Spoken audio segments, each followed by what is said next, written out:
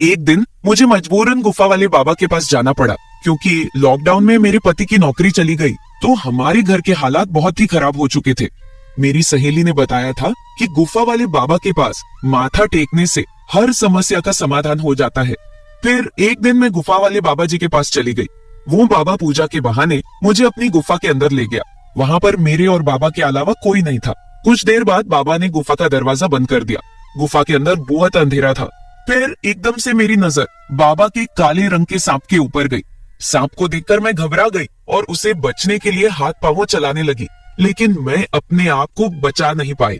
फिर बाबा ने भी मेरे अकेले होने का फायदा उठाया और मेरे साथ कुछ ऐसा हुआ कि दोस्तों, मेरा नाम रितिका है और मेरी उम्र 26 साल की है। मैं शादीशुदा औरत हूँ। मेरे परिवार में मेरे पति राहुल और मेरी 2 बेटियां हैं। हमारी अरेंज मैरिज हुई थी। हमारी शादी को 15 साल हो चुके हैं। इसी बीच हमारी 2 बेटियां हुई। बड़ी का नाम हमने बड़े प्यार से रोशनी और छोटी का नाम काजल रखा। मेरे पति एक मिडिल क्लास फैमिली से बिलोंग करते हैं। वो प्राइवेट कंपनी में नौकरी करते थे, मगर कंपनी में लॉकडाउन के दौरान उनकी नौकरी जाती रही। फिर हम पंजाब से दिल्ली शिफ्ट हो गए और काम की तलाश करने लगे। मेरे पति को कोई काम नहीं मिल रहा था। वो कई दफ्तरों में इंटरव्यू देने के लिए जाते रहते, पर फिर भी उन्हें नौकरी नहीं मिल पा रही थी। इसी कारण हमारे घर में आए दिन पैसे को लेकर लड़ाई झगड़े होने शुरू हो गए। अब घर तो पैसों से ही चलता है। आम आदमी की जरूरत कभी खत्म नहीं होती। लिमिटेड पैसा होने की वजह से हम बहुत ज्यादा टेंशन में रहने लगे थे। हम दोनों के बीच अब और भी झगड़े होने लगे थे। मैं बहुत परेशान हो चुकी थी। फिर एक दिन मैं अपनी सहेली को ये सारी बातें बताई तो उसने मुझे बताया कि कोई बाबा है जो गुफा वाला बाबा के नाम से मशहूर है। कहते हैं कि उसके पास जाने से हर कोई समस्या का समाधान हो जाता है। दूर दूर से लोग उसके पास माथा टेकने के लिए आते हैं। उस बाबा को लोगों ने काफी बड़ा दर्जा दिया हुआ है।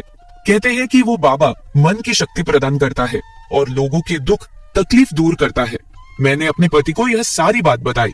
मेरे पति इन सब बातों में विश्वास नहीं करते थे। उन्होंने मुझसे कहा, तुझे अगर जानना है तो जाओ, मगर मुझे इन सब के लिए फोर्स मत करना।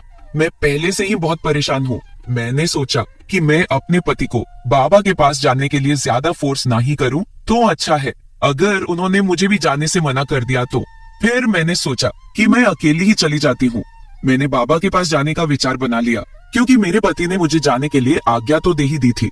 हमारे घर के हालात बहुत बिगड़ चुके थे, इसलिए मैंने मजबूरन गुफा वाले बाबा के पास जाने की पूरी तैयारी कर ली।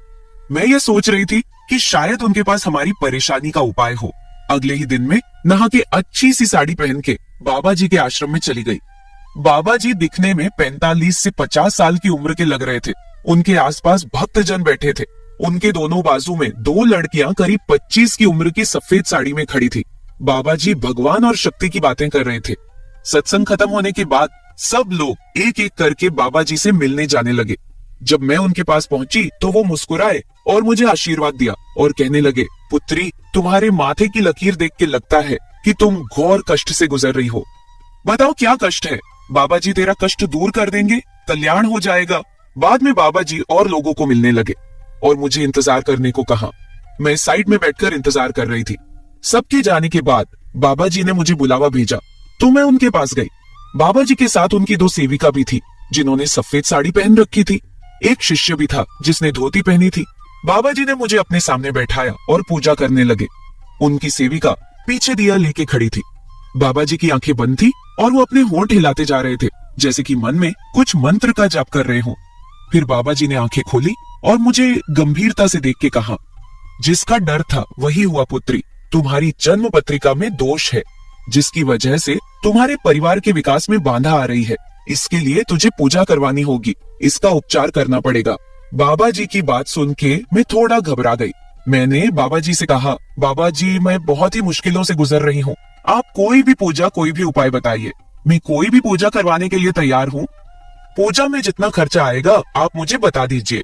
हम लोग बहुत ही परेशान हैं, इसलिए मैं आपके पास आई हूँ।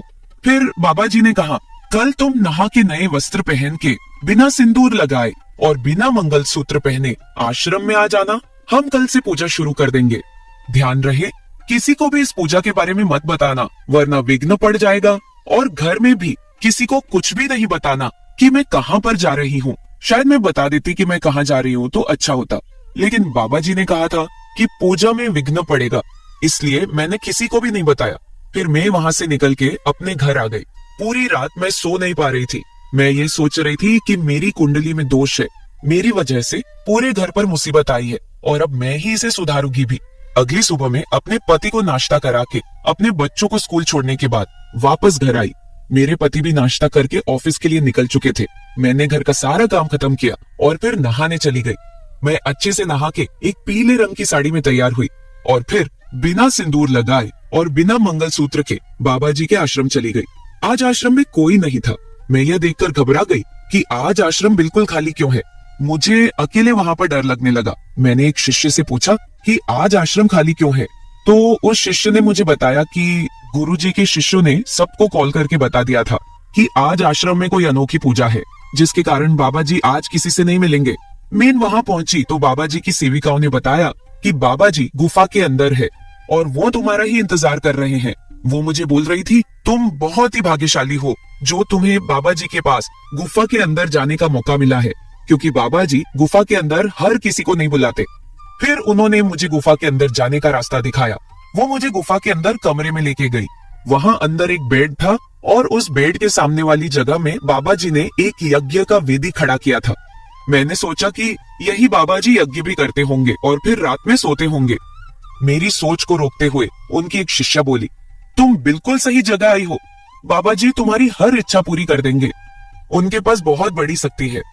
तुम बाबा जी के साथ यही बैठो, हम लोग बाहर जाते हैं। तुमने किसी को बताया तो नहीं कि तुम यहाँ आई हो? मैंने नामे सिर हिलाया। बाबा जी ने मुझे बैठने के लिए कहा। मैं और बाबा जी वही फर्श पे बैठ गए। बाबा जी मंत्र बोलकर अग्नि में घी डाल रहे थे। वो मंत्रों का उच्चारण करते जा रहे थे। फिर एक सेविका बाहर से दूध का ग्लास लेके अंदर आई। बाबा ने थोड़ा दूध अग्नि में डाला और बाकी दूध को हाथ में पकड़ के कुछ मंत्र बोला और फिर वो दूध मुझे पीने को कहा। बाबा बोले, इसे पी जाओ। लेकिन मुझे डर लग रहा था कि कुछ गलत ना हो जाए, क्योंकि यहाँ पर कोई और नहीं था। मुझे डर लग रहा था, मगर मैंने डरते डरते दूध का ग्लास हाथ में ले लिया और दूध एक ही बार में पूरा पी लिया। दूध पीने के बाद मुझे कुछ अजीब सा लगने लगा। अचानक ही मुझे नशा सा चढ़ने लगा। मेरी आंखों के आगे अंधेरा छाने लगा। मैं बेहोश सी होने लगी। मैं फर्श पे ही गिर पड़ी। मुझे लगा कि मुझे शायद कुछ कमजोरी की वजह से चक्कर आ गए हैं। पहले तो मैं कुछ समझ ही नहीं पा रही थी। कुछ देर बाद मुझे थोड़ा सा होश आया तो मुझे पता चलने लगा कि मेरे साथ क्या क्या हो रहा है, पर मैं उसका विरोध नहीं कर पा रही थी क्योंकि मैं पूरी तरह होश में नहीं थी। मुझे महसूस हो रहा था कि कुछ जने मिलके मुझे उठा रहे हैं और फिर उन्होंने मुझे पलंग पे लेटा दिया। मैं आंखें खोल के सब कुछ देख रही थी मगर कुछ कर नहीं पा रही थी। फिर उस बाबा ने अपने शिष्य को बाहर इंतजार करने के लिए कहा। बाबा ने पूजा शुरू कर दी। मैं बाबा की यह हरकत देखकर हैरान रह गई। मैं सोचने लगी कि यह किस तरह की पूजा है। मेरे पति ने तो कई दिनों से मुझे छुआ तक नहीं था, क्योंकि वो अपनी परेशानियों से घिरा रहता था। घर की परेशानियों को देखकर मैं तो खुद बहुत परेशान थी। अगर मैं परेशान ना होती तो यहाँ फर्जी बाबा के पास पूजा कराने कभी ना आती। बाबा के पास आने से पहले मैंने सोचा था कि अगर एक पूजा कराने से हमारे घर में सुख समृद्धि आती है तो इसमें हर्ज ही क्या है। लेकिन मुझे नहीं पता था कि यह बाबा मेरे साथ ये हरकत करेगा। मैं बेहोशी की हालत में बाबा की तरफ देख रही थी। वो मुझे बोलते जा रहा था कि पुत्री, एकदम से शांत हो जाओ और पूजा करो। मैं तुम्हारी सब परेशानी दूर कर दूंगा। तुम्हारे घर को भी शुद्ध करना पड़ेगा। किसी दिन तुम्हारे घर पे जाकर घर को भी शुद्ध कर देंगे। लेकिन मुझे अब धीरे धीरे पता चल रहा था कि कुछ गलत हो रहा है। फिर बाबा बोल रहा था, कैसा लग रहा है पुत्री? तुम्हारे दिल में जो भी परेशानी है दिल से निकाल दो। फिर बाबा जोर जोर से मंत्र उच्चारण करने लगा। सुबह जब मैं घर से निकली थी तो मैं बहुत खुश थी कि चलो पूजा हो जाएगी तो घर में कुछ बरकत होगी। लेकिन मुझसे बहुत बड़ी भूल हो गई थी कि मैंने किसी को बताया नहीं यहाँ आने के बारे में। अब अगर मैं विरोध करती हूँ तो ये बाबा मुझे मरवा डालेंगे और किसी को कुछ पता भी नहीं चलेगा। मैं वहां से भागना चाहती थी मगर नशे की वजह से मैं कुछ भी कर नहीं पा रही थी। अब मुझे एहसास हो रहा था कि मैं जहाँ आकर कितनी बड़ी गलती कर दी है। यहाँ तो कुछ गलत काम होते हैं, बाबा तो लोगों की श्रद्धा के साथ खेलते हैं। मेरे दिमाग में बहुत सारी ऐसी बातें चल रही थी कि मैंने यहाँ आने की गलती क्यों की है। बाबा मुझे बोल रहे थे, शाबाश पुत्री, तुम बहुत अच्छे से पूजा में हिस्सा ले रही हो। तुम ऐसे ही पूजा करती रहो, मैं तुम्हारे घर की हर समस्या को दूर कर दूंगा। लेकिन मैं तो जान चुकी थी कि बाबा मेरी कौन सी समस्या दूर कर रहे हैं। मैं उसी दिन ठान लिया था कि मैं एक बार आश्रम से बाहर निकल गई तो मैं इस बाबा को नहीं छोड़ूंगी। मुझे अच्छे से पता चल गया था कि बाबा के डेरे में कौन से गलत काम होते हैं। अब मुझे बाबा के डेरे में होने वाली गलत हरकतों का भांडा फोड़ना था। अगर मैंने ऐसा नहीं किया तो ना जाने ये बाबा कितनी और औरतों के शरीर के साथ खेलेगा और पता नहीं कितने और घरों को तबाह करेगा। फिर करीब 2 घंटे के बाद मुझे अच्छे से होश आ गया था। बाबा मुझे बोले, पुत्री तुम्हारी पूजा संपन्न हो चुकी है, अब तुम घर जा सकती हो, तुम्हारे साथ सब कुछ कल्याण होगा। मैंने बहुत अच्छे से पूजा की है और मंत्रों का उच्चारण किया है। अब तुम्हारे पति की नई नौकरी भी लग जाएगी और तुम खुशी से अपना जीवन व्यतीत करोगी। लेकिन मैंने तो ठान रखी थी कि मैं बाबा का पर्दाफाश करके ही छोड़ूंगी। अगर मैंने ऐसा ना किया तो ये बाबा भोले भाले लोगों को अपने जाल में फंसाए रखेगा और उन्हें लुटता रहेगा। फिर बाबा ने मुझे छोड़ दिया और मैं गुफा से बाहर आ गई। आश्रम से बाहर आने के बाद मैंने बहुत सोच विचार की और मैं सीधा वहां से पुलिस स्टेशन चली गई। पुलिस स्टेशन जाकर मैंने बाबा के खिलाफ कंप्लेंट लिखवाई। बाबा ने जो जो कुछ भी मेरे साथ किया था मैंने सब कुछ वहां पर बता दिया और पुलिस को साथ लेकर बाबा के आश्रम पहुंच गई। पुलिस ने बाबा को गिरफ्तार कर लिया। आज वो बाबा जेल के अंदर अपने गुनाहों की सजा पूरी कर रहा है। जब मैंने उस बाबा के खिलाफ आवाज उठाई तो बाद में और भी बहुत सारी लड़कियां सामने आई जिनके साथ बाबा ने गलत काम किए थे। घर जाने के बाद मैंने हिम्मत करके वो सारा कुछ अपने पति को बताया जो बाबा ने मेरे साथ किया था। मेरे पति ने मेरी सारी बात समझी और मुझे बोले कि मैं इसी वजह से इन बाबा लोगों पर विश्वास नहीं करता, जो ऊपर से दिखते कुछ और है और अंदर से होते कुछ और है। वो मुझे बोल रहे थे कि अगर मैं तुझे उस बाबा के आश्रम पर जाने से रोकता तो तुम्हारे दिल में भी इन बाबा लोगों के प्रति विश्वास बना रहता और तुम कौन सा मेरे रोकने से रुकने वाली थी। अब मेरे पति की जॉब भी लग गई है। जो मैंने उस बाबा के खिलाफ कंप्लेंट की थी उसमें मेरे पति ने मेरा पूरा साथ दिया और उस बाबा को कोर्ट ने उम्र कैद की सजा दी है। वो जेल के अंदर अपने गुनाहों की सजा भुगत रहा है। मेरे प्यारे दोस्तों, अगर आप ऐसी ही और भी इंटरेस्टिंग कहानियां सुनना चाहते हैं तो चैनल को सब्सक्राइब जरूर कर ले और बिल नोटिफिकेशन ऑन कर ले। कमेंट बॉक्स में बताएं कि आपको मेरी ये स्टोरी कैसे लगी। कल मिलेंगे ऐसी ही एक और वीडियो के साथ। धन्यवाद।